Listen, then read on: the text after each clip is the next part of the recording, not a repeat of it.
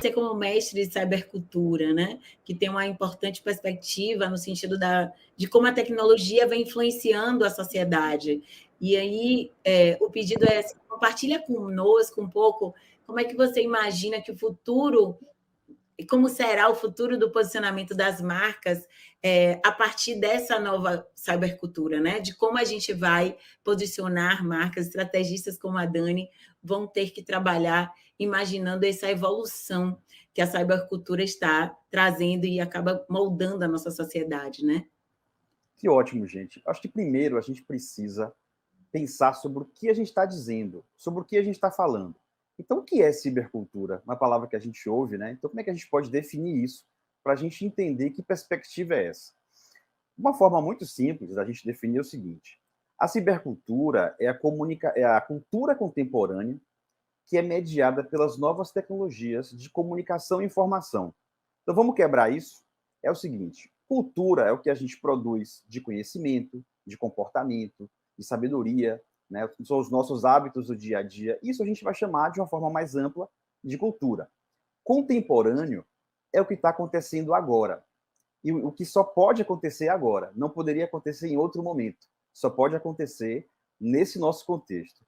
E as novas tecnologias de informação e comunicação, essa parte mais extensa, é o seguinte: a gente tinha antes algumas tecnologias de comunicação, de distribuição de informação, como a TV, o rádio, o jornal, a revista, a mídia de rua, e a gente passa a ter uma nova categoria, que aí se chamou de novas tecnologias, né? Já são um pouco velhas, mas continuam sendo chamadas de novas, porque são diferentes das anteriores. Elas são digitais, elas podem ser replicadas, elas podem ser escaladas, elas podem ser editadas. Então, essas são as novas tecnologias. Então, no final das contas, a cibercultura vai se interessar por quê? Vai se interessar pela nossa vida, pelo que a gente faz, pelo nosso trabalho, pelas áreas do conhecimento, que começam a ter influência dessas tecnologias. Então, por exemplo, o namoro pelo WhatsApp. Isso é um fenômeno para a gente estudar pela cibercultura, porque ele só pode acontecer agora, porque só agora a gente tem o celular, os aplicativos e o WhatsApp, e essa tecnologia, esse contexto, tem uma influência na forma como a gente namora, na forma como a gente se relaciona, na forma como a gente começa e termina os namoros. Então, a cibercultura vai interessar várias áreas, ao jornalismo, à publicidade, à psicologia, às artes, aos games, ao direito, enfim, a várias áreas. Né? Talvez chegue um ponto que a gente nem fale mais sobre isso, sobre cibercultura, porque ela vai se tornar algo tão amplo, vai impactar tanto todas as áreas, que nada vai escapar disso. Mais um ponto interessante da gente pensar é o seguinte: que mudança grande a cibercultura traz?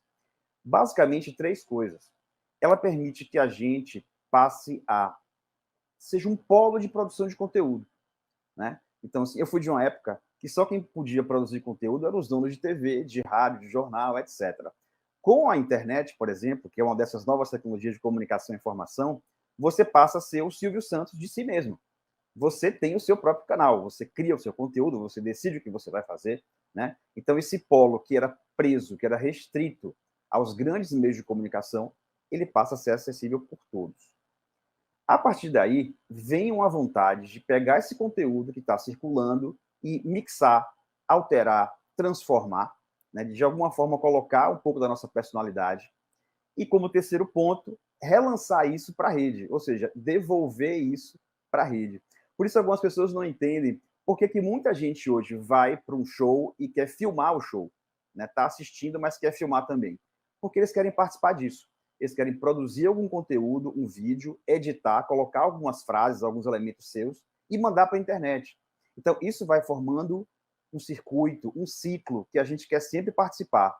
A gente quer sempre participar do que está acontecendo, a gente quer sempre produzir, a gente quer sempre remixar o que está feito, a gente quer sempre dar opinião, né? A gente quer participar desse ciclo.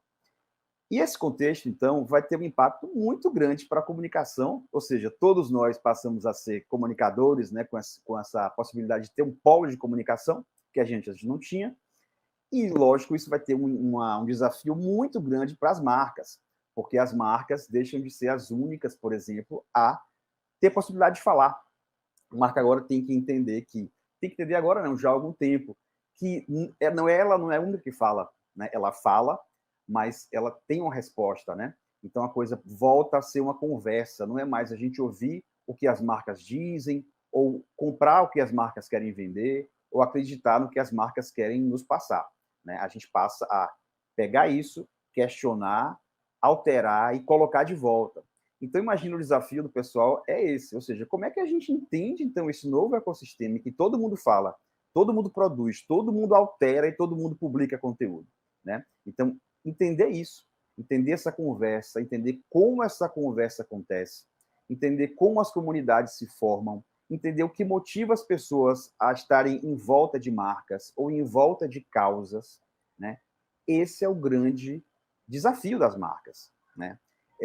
Comunidade, acho que é uma palavra muito forte, acho que é um desafio principal, né? Porque, assim, essa rede vai se fortalecer em comunidades. As pessoas começam a se encontrar por gostos, por preferências, por visões de mundo.